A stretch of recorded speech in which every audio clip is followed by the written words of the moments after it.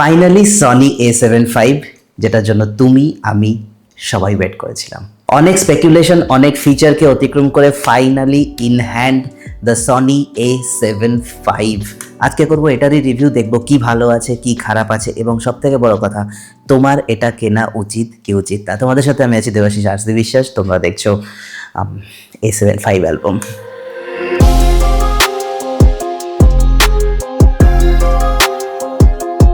তাহলে ক্যামেরাটা হাতে পেলে সবার আগে আমরা যেটা করি, ক্যামেরাটাকে ধরি এবং ধরে এটাকে দেখবো। বেশ অনেক কিছু চেঞ্জ আছে। প্রথম কথা, খুব সুন্দর একটা গ্রিপ আছে A7 IV এর মতো, বাকি প্রায় সব কিছুই আলাদা। এক সাইড থেকে আসি, বাটন সিস্টেম মোটামুটি A7 IV এর মতো, কিন্তু ডিসপ্লে স্ক্রিনটা অনেকটা বেটার। 3.2 ইঞ্চের একটা ফুললি আর্টিকুলেটিং ডিসপ্লে দেওয়া আছে, যেটা নর্মালি ক্যামেরার মতো ফ্লিপও হবে, আবার প্রিমিয়াম ক্যামেরার মতো আনফোল্ড হয়ে রোটেটও করবে। সো হরাইজন্টাল, ভার্টিক্যাল, আপার, ডাউন যে কোনো শট তুমি নিতে পারো, কোনো প্রবলেম নেই। পেছন দিকে ব্যাটারি স্লটটা আগের মতনই FZ100 ইউজ করা হচ্ছে। ডান দিকে দেওয়া আছে দুখানা কার্ড স্লট, একটা CF Express A/UHS-2 আর একটা নর্মাল SD কার্ড UHS-2 যেটা হয়। তলার দিকে কোনো চেঞ্জেস নেই পারসে। বাঁ দিকে একটা জিনিস স্পেশাল চলে এসেছে, সেটা হচ্ছে দুখানা USB Type-C পোর্ট। এর মধ্যে একটা Type-C পোর্ট হচ্ছে 2.5 GHz, যেটা দিয়ে বেসিক্যালি চার্জিং হবে, আর একটা USB Type-C পোর্ট হচ্ছে 10 GHz, যেটা দিয়ে হাই স্পিড ডেটা ট্রান্সফার এবং অফকোর্স চার্জিংটা হবে। এছাড়া মাইকের জন্য স্পেশাল পজিশন, একটা ফুল সাইজের HDMI দেওয়া আছে। যারা লাইভ করতে বেশ ইন্টারেস্টেড, লাইভ কাজ করো, তাদের জন্য এটা খুব কাজে লাগবে। তো ডিসপ্লের কথায় আসি, খুব ভালো একটা ডিসপ্লে দেওয়া আছে। এর ব্রাইটনেস আগেরটার থেকে ডাবল, আগেরটা মানে A7 IV এর থেকে নিয়ারলি ডাবল পিক্সেলস এবং ভালো ব্রাইটনেস দেওয়া আছে। আর বাকি মোর অর লেস সেম। ভেতরে দেওয়া আছে সনির 33 মেগাপিক্সেলের পার্শিয়ালি স্ট্যাকড সেন্সর, এবং শুধু তাই নয়, সাথে এক্সট্রা সার্কিটরি দেয়া আছে প্রপারলি জিনিসগুলোকে রিড আউট করার জন্য। মানে সেন্সর থেকে ছবিটা তোলার পর সেটাকে রিড আউট করার জন্য একটা এক্সট্রা সার্কিটরি দেয়া আছে এর ভেতরে। A7 IV এ এটা মিসিং ছিল, যে কারণে একটু রিড আউটটা স্লো হতো। এক্ষেত্রে সেই জিনিসটা কিন্তু সলভ করে দেওয়া হয়েছে। সো হাই স্পিড ক্লিকিং এবং হাই স্পিড রিডিং। আর পার্শিয়ালি স্ট্যাক সেন্সর, সুতরাং রোলিং শাটার এফেক্ট খুবই কম দেখা যাবে। Not like global shutter, but yeah, it's better than a normal CMOS sensor. আর প্রসেসর হিসাবে দেওয়া আছে Bionic XR2 প্রসেসর, যেটা আগের Bionic XR এর থেকে অনেক বেটার এবং অনেক up to date. To be very honest, A7 V এ এই মুহূর্তে সনির A7 লাইন আপের সব থেকে up to date autofocus system দেওয়া রয়েছে, যেটা এখন অবধি অন্যান্য কোনো ক্যামেরায় কিন্তু দেওয়া নেই ডিউ টু দিস প্রসেসর। এবং শুধু এই জন্যই নয়, অটোফোকাসিং এর সাথে AI-টাকেও খুব ভালোভাবে ইন্টিগ্রেট করেছে। সনি রিসেন্ট টাইমের ক্যামেরায় হিউম্যানের সাথে সাথে আরও যে AI অটোফোকাসগুলো আমরা দেখতে পাই, অ্যানিম্যাল, বার্ডস, ইনসেক্ট, কার, প্লেন, ড্রেন, সবগুলোই এখানে পেয়ে যাচ্ছি। And human subject recognition, face recognition এবং আই অটোফোকাস, তিনটে এত সুন্দর অপটিমালি ব্যালেন্স করা যে যখনই যেটুকু ফ্রেমে থাকবে ইজিলি ধরে নেবে। ইভেন যদি পার্শিয়ালি অবস্ট্রাক্টেড থাকে তাহলেও কিন্তু অটোফোকাস প্রচণ্ড ভালো কাজ করবে, thanks to Bionic XR2 processor. Okay, technical খরচা হয়ে গেল, চলে আসি ছবি কেমন তোলে কাকা।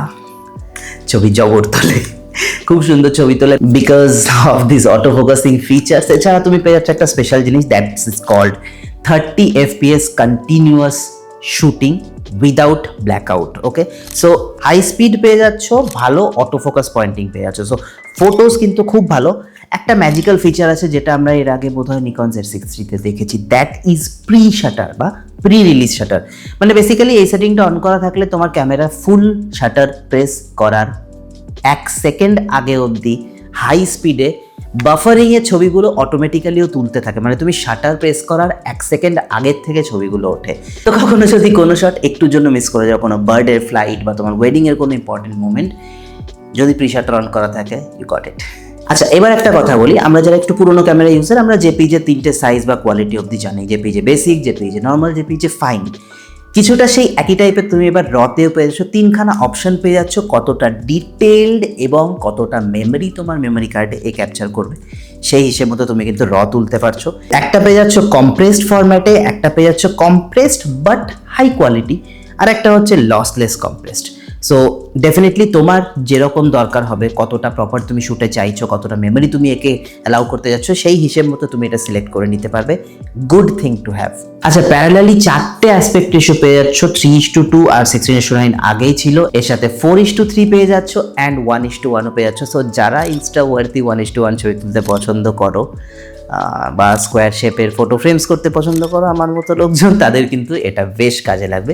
এবার চলে আসি ভিডিওতে, যেটা এর highest USP, 4K 60 fps। Finally 7K থেকে ওভার স্যাম্পল করে 4K 60 fps তুমি পেয়ে যাচ্ছ, অ্যান্ড 4K 120 fps পেয়ে যাচ্ছ তুমি 1.5x ক্রপে। তাছাড়া full HD 120 fps, full HD 60, 24 সবই আছে। তো 4K আর ফুল এইচডির ফুল কম্বিনেশন, এবং ফাইনালি 4K 60 fps পাচ্ছি। সো ভিডিও কোয়ালিটি তো টপ নচ, ভিডিও ফোকাসিং নিয়েও কোনো ইস্যু হবে না, because all of the AI features যেগুলো ফটোজের জন্য অ্যাভেলেবেল আছে সেটা তুমি ভিডিওতেও পেয়ে যাচ্ছ।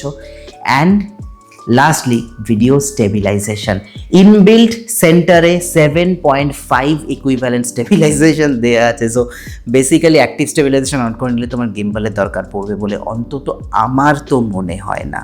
একটু লো শাটার স্পিডে ছবি তোলা বা যখন তোমার কাছে গিম্বল অ্যাভেলেবল নেই সেই সময় হাতে ভিডিও রেকর্ডিং করার জন্য I think 7.5 in body image stabilisation is a very good thing to have. Okay, AI দেয়া আছে। এআই বেসিক্যালি দুটো জিনিস এখানে ইনকর্পোরেট করা আছে। Number 1 is the auto focus and number 2 is the auto framing. Auto framing জিনিসটা কি, যারা সোলো শুটার, যারা ব্লগিং করো, যারা সোলো ট্রাভেল করো এবং শ্যুট করতে চাও, তাদের জন্য স্পেশাল এই ফিচারটা দেওয়া আছে, যেখানে এআই বেসড অটো ফ্রেমিংয়ের সাহায্যে তোমার পুরো যে সিনটা দেখা যাচ্ছে তার একটা ভালো পোর্শন ক্রপ হয়ে যাবে, বাট তুমি যদি মুভ করো তোমার ক্যামেরা সেটাকে ট্র্যাক করবে। সো ক্যামেরা স্ট্যাটিক থেকেও না নড়েও তোমার মুভমেন্টের সাথে কিন্তু তোমাকে ট্র্যাক করতে পারবে। সো যাদের কোনো হেল্পার নেই, যারা একা শ্যুট করো, তারা কিন্তু এই মোডটা ইউজ করো, অন্তত ভিডিওতে একটা মুভমেন্ট, একটা ডাইনামিক স্টাইল আনতে পারো। আমি হয়তো খুব বেশি এটা ইউজ করবো না, but I know there are people out there যাদের এটা খুব কাজে লাগবে। আর AI auto focus definitely understanding যে আমার সাবজেক্ট কী আছে সেই হিসেবে আমি অটো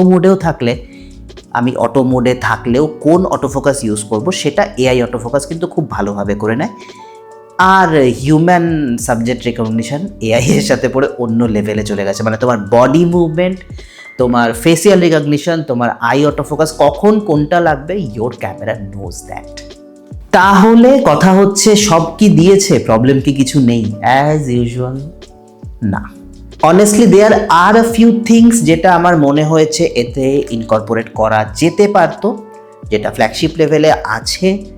তো জাস্ট পয়েন্ট আউট করছি, অনেকের কাছে এটা ম্যাটার করবে না, অনেকের কাছে এটা ম্যাটার করলেও করতে পারে। First thing is there is no such 6K or 8K in body recording, there is no raw video recording, এবং ওপেন গেট নিয়ে এত লাফালাফি হওয়ার পরেও ওপেন গেট কিন্তু এতে আসেনি। ঠিক আছে, ওপেন গেট নিয়ে আমি এর আগেই একটা ভিডিওতে যথেষ্ট আলোচনা করেছি, আমি লিঙ্ক দিয়ে দিচ্ছি, চাইলে সেখান থেকে দেখে নিতে পারো ওপেন গেট সেকশনটা। তাহলে ফাইনাল ভার্ডিক্ট কি? ফাইনাল ভার্ডিক্ট হচ্ছে 2,28,000 টাকা আপাতত রাইট নাও এর দাম আছে। 2,28,000, 2,25,000, 26,000তেও তুমি কোথাও পেয়ে যেতে পারো। তো অনলি বডি, তো 2,25,000, 26,000 ক্যামেরায় এটা কি আপগ্রেডেবল কি না?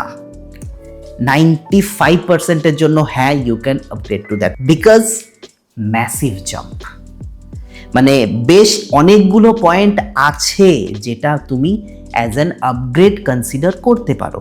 আমি বলেছিলাম A7 III থেকে A7 IV অবধি অতটাও জাম্প নেই in terms of features, A7 IV থেকে A7 V অবধিও অতটা জাম্প নেই in terms of feature, but A7C, A7 II, A7 III যেগুলো একটু ওই 1,30,000 টাকা রেঞ্জের যে ক্যামেরাগুলো, সেখান থেকে এই ক্যামেরাটা কিন্তু একটা হিউজ জাম্প হতে পারে, প্রাইমারিলি ভিডিওর জন্য, তারপরে ডিসপ্লে, তারপরে হাই স্পিড, তারপর বেটার অটো ফোকাস।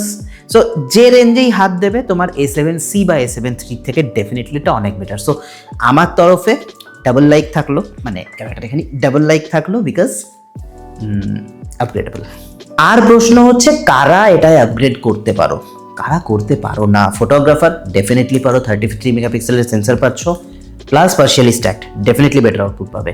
সিনেমাটোগ্রাফার অবশ্যই 4K 60 পাচ্ছ, ভালো ইমেজ স্টেবিলাইজেশন পাচ্ছ, এআই অটোফোকাস পাচ্ছ, ডেফিনেটলি ভালো রেজাল্ট পাবে।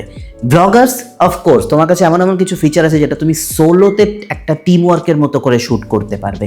কন্টেন্ট ক্রিয়েটার যারা ভার্টিক্যাল ফরম্যাটে বানাও, ডেফিনেটলি ক্যামেরা ঘুরিয়ে নাও, ভার্টিক্যাল ফরম্যাটে শ্যুট হওয়া শুরু হয়ে যাবে। টোটাল একটা 33 মেগাপিক্সেলের ফুল ফ্রেম ক্যামেরা, সমস্ত কিছু ভার্টিক্যাল ফরম্যাটে, ইভেন ইউআইটাও ভার্টিক্যালি ঘুরে যায়।